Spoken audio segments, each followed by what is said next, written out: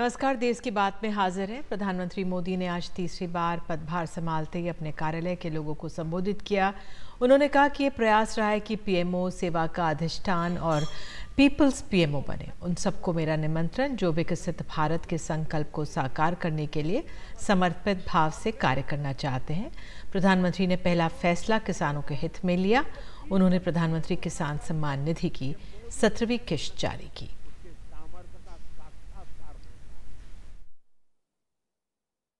जिस टीम ने इतना बड़ा अचीवमेंट किया है उसको स्वाभाविक मन करेगा कि यार कुछ अब बहुत हो गया, अब साहब थोड़ा शांति रखे तो अच्छा होगा। ये रोज नई नई चीज लेके आते हैं, लेकिन मैं मानता हूं अब मेरा दायित्व भी 10 साल मैंने जो सोचा है उसे ज्यादा सोचने का है, 10 साल जो किया है उसे ज्यादा करने का है। और अब जो करना है वो ग्लोबल बेंचमार्क को पार करने वाली दिशा में करना है। कल क्या थे और आज कितना अच्छा किया वो वक्त चला गया दोस्तों। पहले 5 पर थे, अब 10 पर पहुंच गए, वो वक्त पूरा हो चुका है। अब दुनिया इस विषय पर यहां पर है और ये इससे आगे कुछ नहीं है, तो उसके आगे हम होंगे।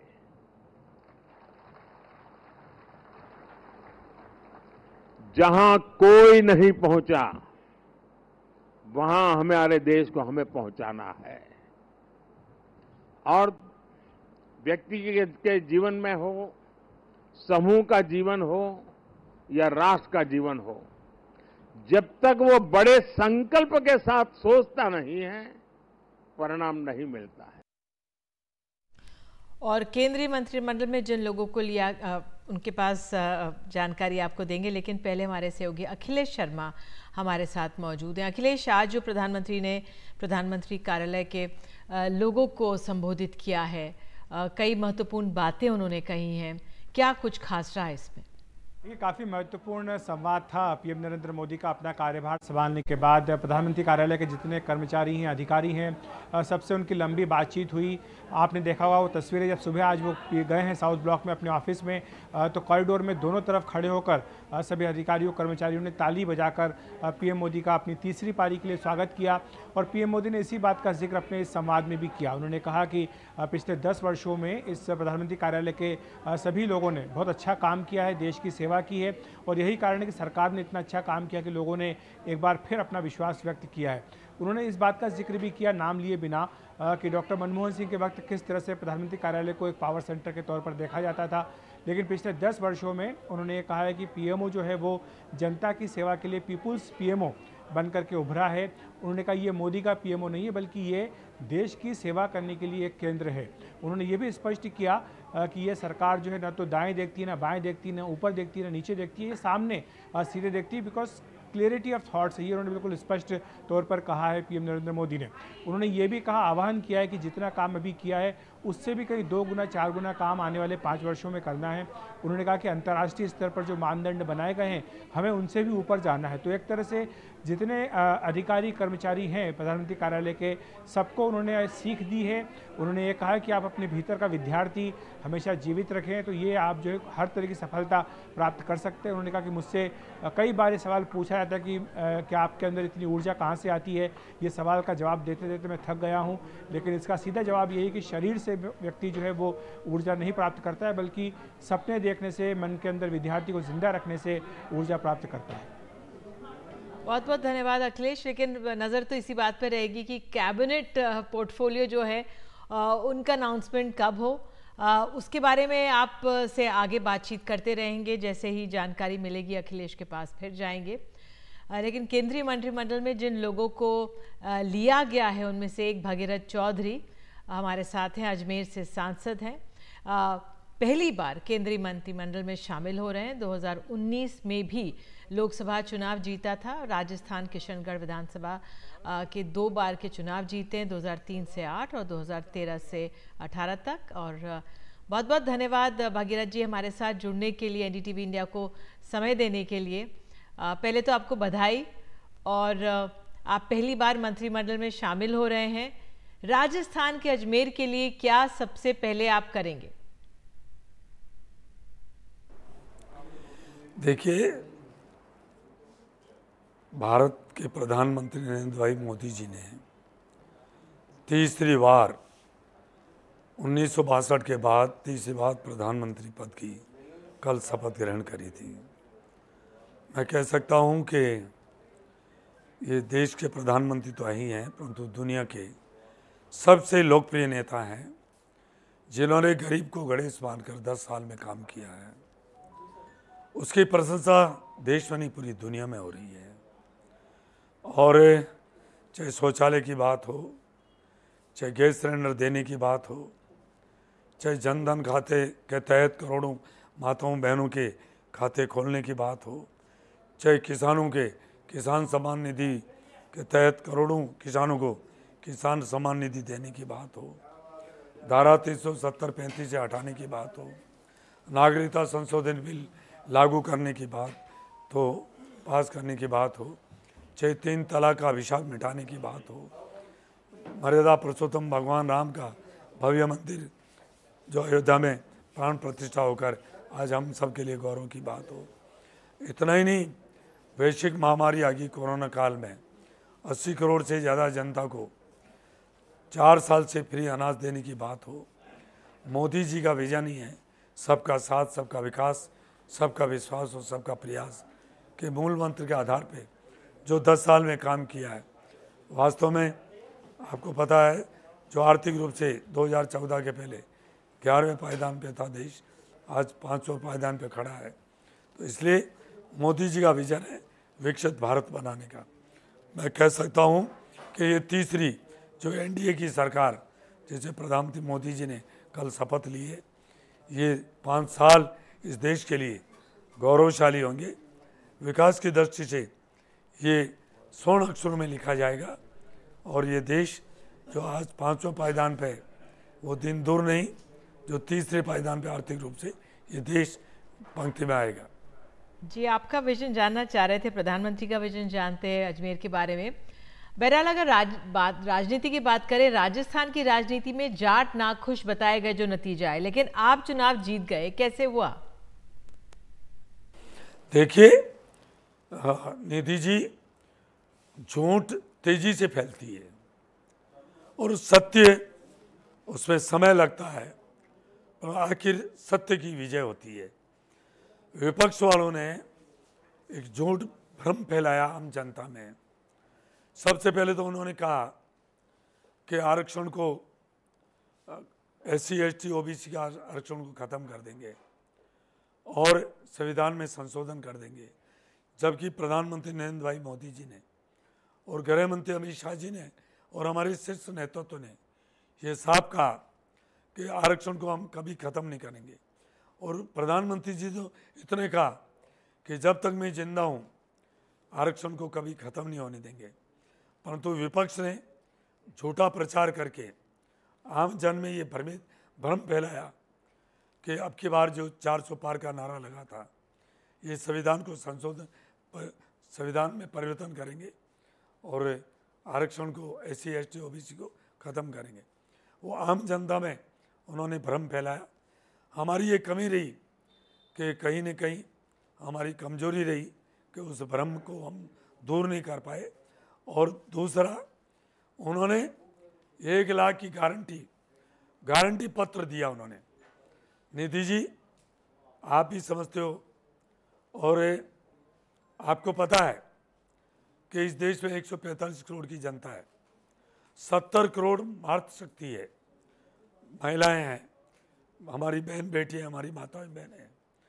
आप 70 करोड़ को 1 लाख से गुणा करिए, कितनी राशि बनती है? हमारे देश की GDP नहीं है इतनी। तो इस तरह के झूठ फैलाया। दूसरा, उन्होंने जातिवादी जहर फैलाकर उन्होंने इस तरह का एक किया।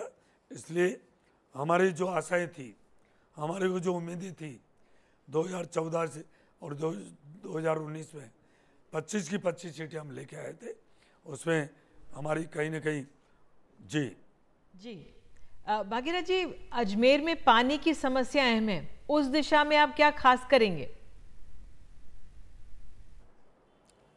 देखिए, सबसे ज़्यादा कोई अजमेर लोकसभा क्षेत्र में समस्या तो वो पानी की है।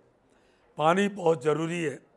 हम जब चुनाव में गए, आम जनता विशेष तौर से महिलाएं बार बार ये आवाज़ उठा रही थी, डिमांड कर रही थी कि हमें पीने का पानी चाहिए। दुर्भाग्य है कि केंद्र सरकार द्वारा 30,000 करोड़ रुपए जल जीवन मिशन में कांग्रेस की पूर्ववर्ती सरकार को देने के बावजूद भी, जिसमें 31 मार्च 2024 तक हर घर में नल और उसमें जल होना चाहिए था, 30,000 करोड़ रुपए देने के बाद भी केंद्र सरकार द्वारा पूर्ववर्ती कांग्रेस की सरकार ने वो काम पूरा 31 मार्च 2024 तक हर घर में नल और उसमें जल होने चाहिए था। हमारी ये प्राथमिकता रहेगी। अब हमारे राजस्थान में भारतीय जनता पार्टी की सरकार बन गई है। भजन लाल जी के नेतृत्व में सबसे पहला काम किया ERCP का, और मैं ये कह सकता हूँ कि उसमें अजमेर लोकसभा क्षेत्र पूरा का पूरा उस ERCP में आ रहा है। बिल्कुल, आपकी डबल इंजन सरकार है, उम्मीद है जल्द से जल्द अजमेर की स्थितियां बदलेंगी। अब एक धन्यवाद हमारे साथ जुड़ने के लिए। एक बार फिर से चलते हैं अपने सहयोगी अखिलेश शर्मा के पास। प्रधानमंत्री मोदी की पहली कैबिनेट में जो फैसला हुआ है, अखिलेश हमें बताएंगे। जी अखिलेश, क्या अपडेट? खबर आ रही है, जो पहली कैबिनेट की मीटिंग थी आज नरेंद्र मोदी सरकार का तीसरा कार्यकाल संभालने के बाद, इसमें एक बड़ा फैसला किया गया है। शहरी और ग्रामीण इलाकों में 3 करोड़ घर जो हैं वो PM आवास योजना के तहत उन्हें बनाने के लिए सरकार अपनी ओर से वित्तीय मदद देगी। ये एक बड़ा फैसला कैबिनेट की ओर से किया गया है।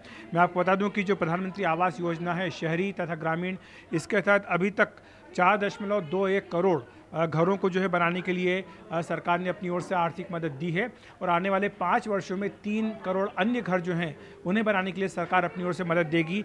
ये जो घर बनाए जा रहे हैं इनमें तमाम तरह की सुविधाएं भी मुहैया कराई जा रही है, जिसमें कि टॉयलेट है घर में, साथ ही LPG कनेक्शन भी दिया जा रहा है, बिजली का कनेक्शन भी है, और साथ ही दूसरे जो पानी का कनेक्शन है वो भी इसके तहत दिया जा रहा है। तो ये वो सारे घर हैं जो देश में अलग अलग शहरी तथा ग्रामीण इलाकों में लगातार उनका कंस्ट्रक्शन किया जा रहा है, और इसको अब अगले 5 साल में बढ़ाने के लिए 3 करोड़ अन्य जो घर हैं वो बनाएंगे। इसके लिए एक बड़ा ये फैसला किया गया है। आज आपको बता दें कि जब से मोदी सरकार ने कार्यकाल संभाला है, ये दूसरा बड़ा फैसला है। आज सुबह ही PM नरेंद्र मोदी ने अपने कार्यालय जाकर सबसे पहले जो PM किसान निधि है उसके तहत 20,000 करोड़ रुपए की रकम करीब 9 करोड़ किसानों को खाते में सीधे पहुंचाने के लिए फाइल पर दस्तखत किए थे, और अब से कुछ ही देर पहले जो कैबिनेट की मीटिंग हुई है उसमें ये आवास योजना को जो है एक्सटेंशन करने के लिए 3 करोड़ घर बनाने की मंजूरी दी गई है।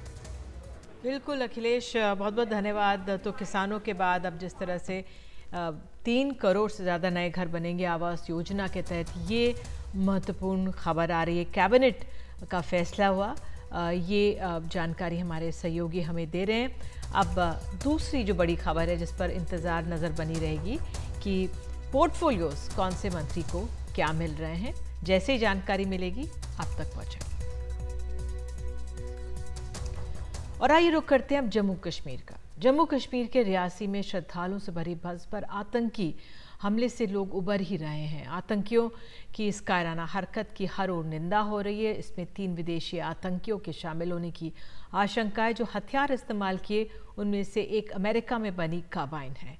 कहा जा रहा है कि गड्ढे में गिरने से पहले ही बस को छलनी कर दिया गया था। आतंकियों ने बस पर फायरिंग की, जिससे बस ने संतुलन खो दिया और वो खाई में गिरी। कल हुए हादसे में इस हमले में 9 लोगों की मौत हो गई थी और 33 लोग घायल हो गए थे। आज घायलों से मिलने के लिए जम्मू कश्मीर के उपराज्यपाल मनोज सिन्हा भी गए थे और कहा कि दोषियों को नहीं बख्शा जाएगा। इलाके में सर्च ऑपरेशंस चल रहे हैं। साथ ही उन्होंने मृतकों के परिजनों को 10-10 लाख रुपए मुआवजे का ऐलान किया और घायलों को 50-50 हज़ार मदद दी जाने की जानकारी दी है।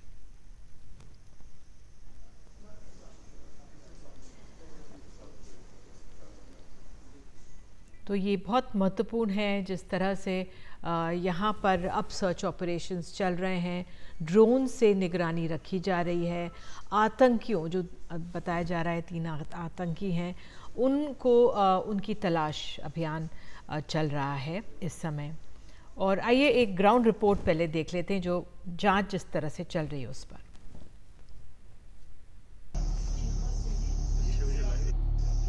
केंद्र में मोदी सरकार के शपथ ग्रहण से ठीक पहले जम्मू के रियासी में तीर्थ यात्रियों की बस पर हुआ ये आतंकी हमला। हमले के बाद सुरक्षा बल इलाके की घेराबंदी कर आतंकवादियों की तलाश में जुटे हैं। जांच एजेंसियों के मुताबिक हमले के पीछे लश्कर से जुड़े टीआरएफ का हाथ बताया जा रहा है। सुरक्षा तंत्र को मिल रहे इनपुट्स के मुताबिक आतंकियों में लगभग 12 जिहादी हैं, जो जम्मू क्षेत्र में 2 या 3 के ग्रुप में रजौरी पुंछ के जंगलों के अंदर टो ले रहे थे। इस आतंकवादी समूह में एलओसी के पार के कई पाकिस्तानी नागरिक भी शामिल हैं, जिन्होंने किसी सुरंग के जरिए नियंत्रण रेखा पार की। हालांकि अभी तक सुरक्षा बलों को वो सुरंग नहीं मिली है, लेकिन तलाशी अभियान जारी है। हमारे पास कुछ लीड्स हैं, कुछ इनपुट्स हैं जिनको हम फॉलो कर रहे हैं। हमारी ऑपरेशनल टीम्स जो हैं तकरीबन अभी तक जो हमने बनाई हैं 11 टीम्स जो हैं वो अभी तक फील्ड पे काम कर रही हैं। 2 डिफरेंट टैक्सीज हैं जिन पे काम कर रही हैं, और जैसे जैसे हमारे पास इनपुट डेवलप होंगे वैसे वैसे हम उनको कुछ व्यक्तियों को अभी तक पूछताछ के लिए गिरफ्त किया गया है, सो क्या उसकी देखिए, मैंने पहले भी कहा कि ये प्रीमेच्योर होगा कहना कि कितने लोग और क्या लोग। हमारे पास कॉन्टिन्यूस इनपुट्स आ रहे हैं, कॉन्टिन्यूस लीड्स आ रही हैं। उसकी बेसिस पे जो भी इन्वेस्टिगेशन में हमें रिक्वायरमेंट है, जो भी हमें डिटेंशंस या जो हमें अरेस्ट करनी पड़ेगी, वो हम जैसे जैसे होंगी फॉर्मलाइज हम आपको बताते हैं। आतंकियों ने रविवार शाम करीब 6:15 बजे यात्रियों की इस बस को निशाना बनाया। फायरिंग से यात्रियों को बचाने के चक्कर में ड्राइवर बस का नियंत्रण खो बैठा और बस गहरी खाई में जा गिरी। बस में 42 तीर्थ यात्री बैठे थे, जो शिव खोड़ी मंदिर से कटरा स्थित माता वैष्णो देवी मंदिर जा रहे थे। इनमें से 3 महिलाएं समेत 9 तीर्थ यात्रियों की मौत हो गई है और 33 अन्य घायल हो गए हैं। हम यूपी से हैं, डिस्ट्रिक्ट बलरामपुर से। हम माता वैष्णो देवी के दर्शन करने के बाद में गए थे शिव खोड़ी दर्शन करने। दर्शन करके जब वापस लौट रहे थे, मुश्किल से 4-5 किलोमीटर गाड़ी आगे आई होगी। फिर एक पहाड़ से जब नीचे उतर रही थी तभी गोली चलने लगी थी। आप ठीक हो बेटा? और गोली चलने के बाद में बस जब नीचे चली गई है, गिर गई बस, उसके बाद में तब भी गोली काफ़ी टाइम चला। तो जो रोड पे जब गाड़ी थी चल रही थी तो सामने सफारी। मैं संत कबीर नगर यूपी से आया हूँ और शिव खोड़ी के दर्शन के लिए गया था, और दर्शन करके वापस हम लोग आ रहे थे। 2-3 किलोमीटर बस चली होगी, उसके बाद जो है सामने से हमारे फायर होने लगा और तब से फायर चलता रहा और बस हमारी जो है थोड़ी सी आगे जाकर खाई में पलट गई। 5-6 राउंड गिरने के बाद एक बड़ा पत्थर में जो है बस फंस गया और रुक गया। और सभी लोग जो है छोटी लोग हैं, उसमें कोई पड़ा था बेसुध, कोई इधर, कोई बाहर, कोई बस में, और सभी लोगों को एकदम जो है चोट लगा हुआ था। सुरक्षा फोर्सेस और इन्वेस्टिगेटर्स कल से इस जगह पे हैं। जो भी उनको कुछ भी शहादत एविडेंस मिली उसको इकट्ठा कर रहे हैं, जिसमें कार्ट्रिजेज में है किस तरह का वेपन और हथियार इसमें इस्तेमाल किया गया है। माना जाता है 2 से 3 आतंकी इस हमले में मुलवस थे।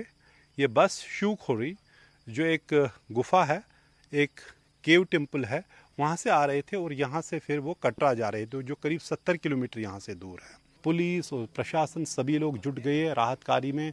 यहाँ J&K एडमिनिस्ट्रेशन और सुरक्षा फोर्स ने ये राहत कार्य के लिए वो हेल्पलाइन भी कायम की है। हमले के तुरंत बाद सरकार ने कहा कि इस कायराना आतंकी हमले में शामिल लोगों को बख्शा नहीं जाएगा। पिछले 5 सालों में रजौरी और पुंछ के इलाकों में सेना को काफी भारी नुकसान झेलना पड़ा है। इस साल भी जून 29 से अमरनाथ यात्रा शुरू होने वाली है। ऐसे में ये हमला प्रशासन के लिए एक बहुत बड़ी चुनौती भी साबित हो सकता है। रियासी से अपने सहयोगी नज़ीर मसूदी के साथ नई दिल्ली से मैं नीता शर्मा, NDTV इंडिया के लिए। और आइए नज़ीर के पास ही चलते हैं, वहाँ से हाल जानते हैं। नज़ीर, जो ये इलाका है यहाँ पर आतंकी गतिविधियाँ भी हाल के दिनों में बढ़ी भी हैं। अब इस पूरे मामले पे क्या अपडेट आपके पास? दरअसल ये वो कहते हैं ना, गिनावनी हरकत, जहाँ बेगुनाहों को मारा जाए, 2 साल का बच्चा भी उसमें कत्ल हो, उसको भी मारा जाए, तो हर एक दिल दहलाने वाला वाक़ा है। लेकिन इसके बाद क्या होगा क्योंकि ये जो इलाका कोई आसान इलाका नहीं, वहाँ कार्डन इन सर्च ऑपरेशन करे और जो आतंक है उनको पकड़ा जाए। बड़ा चैलेंज ये है, जब भी बड़े आतंकी हमले हुए, आर्मी पे हुआ, स्पेशल फोर्सेस पे हुआ या सिविलियंस पे हुआ, मिलिटेंट भाग निकलने में कामयाब हो। उसकी वजह ये है, ये गन्ने जंगलात में जहाँ भी हों, झाड़ियों के पीछे किसी को मालूम नहीं क्या हो सकता है, तो और जो नेचुरल केव्स हैं, यहाँ गार हैं, तो वहाँ छुपने की काफ़ी जगह इनको है। तो पूरा इलाका ये जंगल है, माउंटेन्स है। तो सबसे बड़ी चुनौती है कि कश्मीर घाटी के प्लेन्स से अब ये जो मिलिटेंसी का थिएटर है पीर पंचाल के पहाड़ों में शिफ्ट हो रहा है, और यहाँ जो जंगल वारफेयर में जो माहिर आतंकी हैं पाकिस्तान से आ रहे हैं वो इसमें शामिल हैं, जो आर्मी ने पहले भी कहा कितने बैटल हार्डन हैं। और जब ये यात्रियों को मारें, इस तरह से मैं मारे, बेदर्दी से बेगुनाहों को मारे, तो उससे लग रहा है कि किस तरह जो बर्बरियत का दौर है किस तरह ये शुरू हुआ है, बेगुनाह को इस तरह मारा जा रहा है। जैसा नीता रिपोर्ट में बता रही थी कि अमरनाथ यात्रा शुरू होने वाली है, तो उससे जो सिक्योरिटी सुरक्षा के कंसर्न और बढ़ गए हैं। कहा जाता है सुरक्षा सूत्रों के मुताबिक 3 आतंकी थे, तीनों फॉरेनर थे।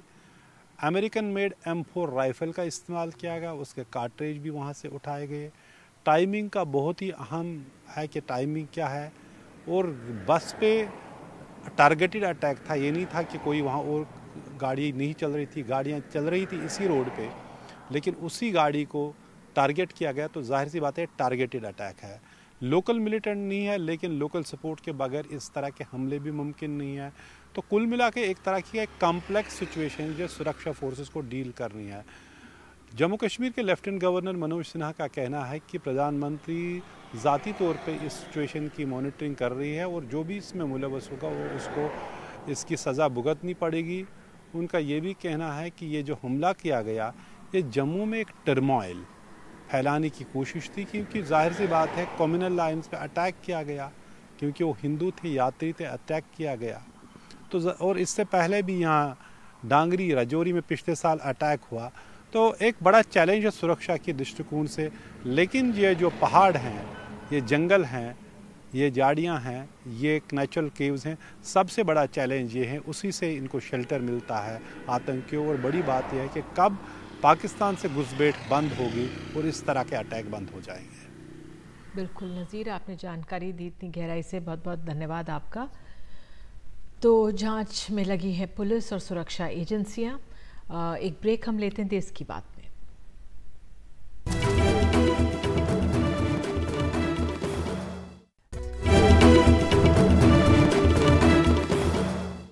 और अब बात नीट प्रतियोगिता की। नीट में गड़बड़ियों के आरोपों की जांच के लिए बनाए गए कमेटी को लेकर ही सवाल उठने लगे हैं। जांच का जिम्मा जिस कमेटी को सौंपा गया है उसके प्रमुख एनटीए की गवर्निंग बॉडी के प्रमुख प्रदीप कुमार जोशी हैं। एतराज़ इस बात को लेकर है कि जिस संस्था पर आरोप है उसी के प्रमुख कैसे जांच कर सकते हैं। नेशनल टेस्टिंग एजेंसी का कहना है परीक्षा पारदर्शी रही है और मामला सिर्फ 1600 छात्रों को लेकर ही है। आरोपों के बीच नेशनल टेस्टिंग एजेंसी ने सफाई जारी की। एनटीए ने 67 छात्रों को 720 नंबर मिलने पर उठे सवालों का जवाब देते हुए कहा कि 44 ने फिजिक्स के सवाल के 2 सही विकल्प चुने। इसी वजह से इन सभी को अंक कम समय मिलने पर 6 केंद्रों के छात्रों को पूरे ग्रेस मार्क नंबर दिए। इन 6 केंद्रों पर गलत पर्चा बटा। जांच में मामला सही पाया गया। तकरीबन 1600 छात्रों को ग्रेस नंबर दिए गए। और इस पर ज्यादा जानकारी दे रहे हैं हमारे सहयोगी रवीश रंजन शुक्ला। देश की सबसे बड़ी और सबसे प्रतिष्ठित मेडिकल परीक्षा में से एक जो नीट की परीक्षा है, उसको लेकर अब तमाम सारे सवाल उठ रहे हैं। सबसे पहला सवाल यह है कि आखिर इस नीट की परीक्षा को पहले क्यों घोषित किया गया। दूसरा सवाल यह है कि 67 जो छात्र हैं उनके 720 नंबर हैं। तीसरा सवाल यह है कि जो 1600 छात्र हैं उनको ग्रेस मार्क कैसे दिया गया। चौथा सवाल यह है कि कई सारे लोग इस बात को लेकर सशंकित हैं कि परीक्षा के दौरान उनका आरोप है कि लीक हुए हैं पेपर। दूसरा आरोप है कि कई सारी जगहों पर डमी कैंडिडेट पकड़े गए हैं, यानी कुछ न कुछ परीक्षा प्रक्रिया में लूप होल है। लेकिन शनिवार को जो नीट की परीक्षा का जो आयोजन करवाते हैं एनटीए जो संस्था है, उसके जो डीजी हैं सुबोध कुमार सिंह, वो मीडिया के सामने आए और उन्होंने कई महत्वपूर्ण बातें कही। उन्होंने सबसे बात पहली ये कही कि 24 लाख इसमें बच्चे करीब बैठे हैं और कहीं कोई गड़बड़ी नहीं पाई गई है। परीक्षा की प्रक्रिया पूरी तरीके से पारदर्शी थी। दूसरी बात उन्होंने कही कि तमाम सारे शिकायतों को देखते हुए एक 4 सदस्यीय जो कमेटी है उसको गठित कर दिया गया है और इस कमेटी की रिपोर्ट के आधार पर वो आगे निर्णय लेंगे कि इन 1600 जो छात्र हैं उनका दोबारा रिजल्ट निकालना है या नहीं। तीसरी बात उन्होंने ये कही कि ये जो कमेटी है ये उन 6 परीक्षा केंद्रों पर जाएगी जिसकी सबसे ज्यादा जो शिकायत है जो दूसरे छात्र कर रहे हैं, उन परीक्षा केंद्रों पर जाएगी और पता करेगी कि क्या कोई गड़बड़ी हुई थी। दरअसल ये पूरा मामला एनटीए का ये कहना है कि 6 परीक्षा केंद्र जो हैं उनमें ये 6 परीक्षा केंद्र अलग अलग हैं, सूरत के हैं, राजस्थान के हैं, कुछ पूर्वोत्तर के हैं। तो इन 6 परीक्षा केंद्रों पर ये शिकायत आई कि गलत जो प्रश्न पत्र है वो बट गया। अब जब परीक्षा खत्म हुई तो छात्रों ने शिकायत की, तो शिकायत में ये पाया गया कि हाँ, इन 6 परीक्षा केंद्रों पर जहां पर 1600 बच्चे बैठे हुए थे, छात्र बैठे हुए थे परीक्षा देने के लिए, उनको ये गलत प्रश्न पत्र बट गया था। तो उसके आधार पर एक हाई कोर्ट की गाइडलाइन है, उसी आधार पर एनटीए का ये कहना है कि उसी आधार पर इन 1600 छात्रों को ग्रेस मार्क दिया गया। और जब ग्रेस मार्क मिला तो उसमें से जो फिजिक्स का एक सवाल था जिसको विकल्प जो उसमें दिया हुआ था वो दोनों ही विकल्प सही थे, तो वो 67 जो छात्र हैं उन्होंने उन दोनों विकल्पों में से एक को चुना था। तो इसी की वजह से उन 67 छात्रों के नंबर को लेकर तमाम सारी बातें सोशल मीडिया पर चल रही हैं। लेकिन उनका ये कहना है कि वो 4 सदस्यीय कमेटी गठित की गई है, इन 1600 छात्रों के मार्क्स को देखा जा रहा है, लेकिन ओवरऑल जो परीक्षा है वो कहीं कोई गड़बड़ी नहीं हुई है, उसमें पारदर्शिता बरती गई है। अब 1 हफ्ते के बाद में जब रिपोर्ट आएगी तब पता चलेगा कि आखिर क्या कोई उस तरीके की गड़बड़ी थी या नहीं। लेकिन फिलहाल एनटीए ने किसी भी बड़े पैमाने पर किसी भी गड़बड़ी की आशंका को खारिज किया है। दिल्ली से Ravish Ranjan Shukla, NDTV India. JEE advance और इस समय की बड़ी खबर केंद्रीय कैबिनेट को लेकर आ रही है। पहला पोर्टफोलियो एक तरह से सामने है। सीधे चलते अपने सहयोगी विकास भदौरिया के पास। तो मैं आपको बता दूं, जो नितिन गडकरी को सड़क परिवहन मंत्रालय एक बार फिर से दिया गया है, ये महत्वपूर्ण है। हर्ष मल्होत्रा सड़क परिवहन मंत्रालय में राज्य मंत्री होंगे, पहली बार दिल्ली के सांसद चुने गए हैं। विकास हमारे साथ जुड़ गए। जी विकास, तो पहला पोर्टफोलियो सामने आ गया है।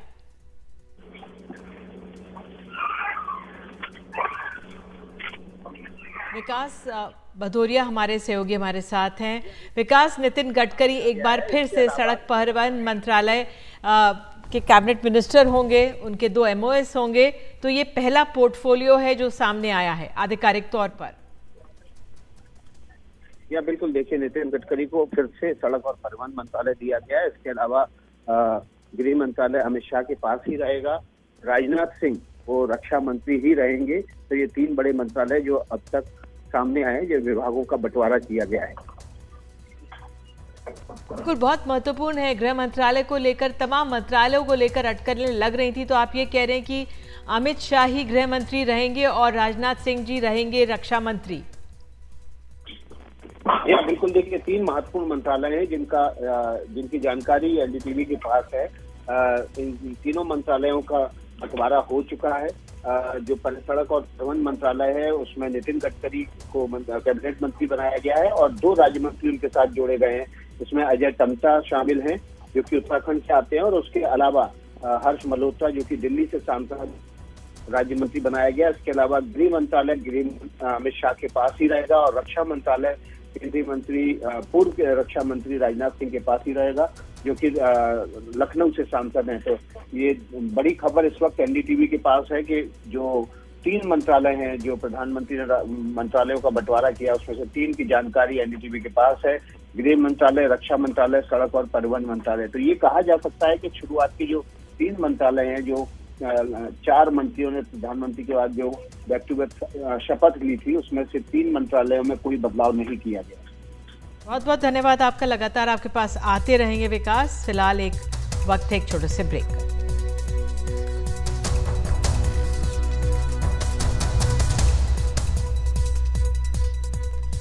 और अब आपके लिए एक सवाल जिस पर आप अपनी राय हमें QR कोड को स्कैन करके दे सकते हैं और अपने जवाब भेज सकते हैं। सवाल है कि क्या शेयर बाजार में तेजी जारी रहेगी?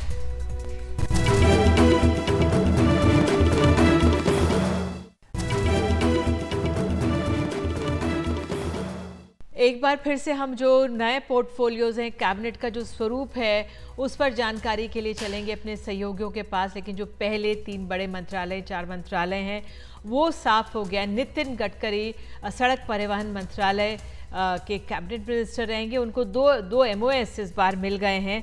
हर्ष मल्होत्रा जो दिल्ली से सांसद हैं जो चुने गए हैं, और साथ ही अजय टम्टा जो कि अल्मोड़ा उत्तराखंड से सांसद चुने गए हैं इस बार, उनको MOS बनाया गया है। विकास हमारे साथ जुड़ गए हैं। जी विकास, तो गृह मंत्री अमित शाह गृह मंत्री बने रहेंगे, गृह मंत्रालय उनके पास ही रहेगा, ये भी बहुत महत्वपूर्ण है अपने आप में। या देखिए, बिल्कुल लगातार दूसरा टर्म होगा जब अमित शाह के पास गृह मंत्रालय होगा। पिछली बार गृह मंत्री बनाया गया था तो उन्होंने एक बड़ा फैसला लिया था। उनके मंत्रालय ने धारा 370 को हटाने का जम्मू कश्मीर से फैसला किया था।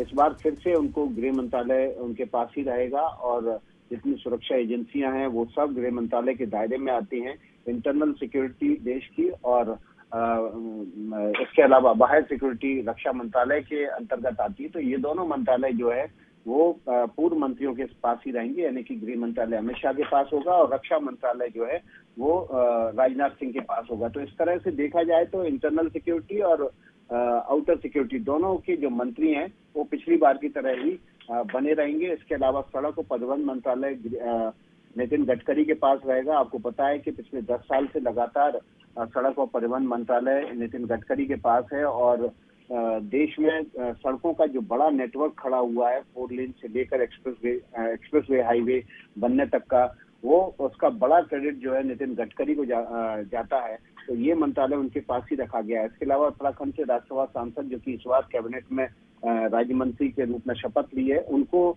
इस मंत्रालय में राज्य मंत्री के तौर पर इंडक्ट किया गया है। और इसके अतिरिक्त दिल्ली के सांसद हर्ष मल्होत्रा को भी सड़क और परिवहन मंत्रालय में राज्य मंत्री के तौर पर इस विभाग की जिम्मेदारी उनको दी गई है। बिल्कुल। और विकास, इंतजार है जो 72 मंत्रियों ने शपथ ली, किसको क्या मिला और फहरिस्त कब तक आने की उम्मीद की जा सकती है? देखिए, NDTV के पास एक्सक्लूसिव जानकारी है और जैसे जैसे जानकारी आएगी हम अपने दर्शकों के साथ जरूर साझा करेंगे।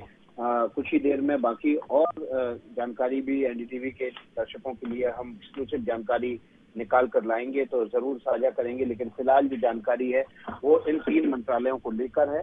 थोड़ी देर में राष्ट्रपति भवन से बाकायदा इसका प्रेस रिलीज जारी होगा। उस प्रेस रिलीज के जरिए पूरे देश को हम बता पाएंगे कि जो 72 मंत्रियों ने, कल 71 मंत्रियों ने शपथ ली है, उसमें से किस किस के पास कौन सा मंत्रालय, किसको किस मंत्रालय की जिम्मेदारी दी जा रही है। फिलहाल जो सबसे बड़ी जानकारी NDTV के पास है, गृह मंत्रालय अमित शाह के पास ही रहेगा पिछली सरकार की तरह, रक्षा मंत्रालय राजनाथ सिंह के पास और सड़क और परिवहन मंत्रालय वो नितिन गडकरी के पास ही रहेगा। नितिन गडकरी के साथ 2 और मंत्री, उत्तराखंड से राज्यसभा सांसद अजय टम्टा को राज्य मंत्री के रूप में लगाया गया है और साथ ही साथ दिल्ली से सांसद हर्ष मल्होत्रा को भी उनके साथ राज्य मंत्री के तौर पर लगाया गया है। बहुत बहुत धन्यवाद विकास। और जिस तरह से जैसे जैसे ये पोर्टफोलियो के और मंत्रालयों के बारे में जानकारी आएगी दर्शकों तक पहुंचाएंगे। फिलहाल धन्यवाद और बने रहिए NDTV इंडिया के साथ।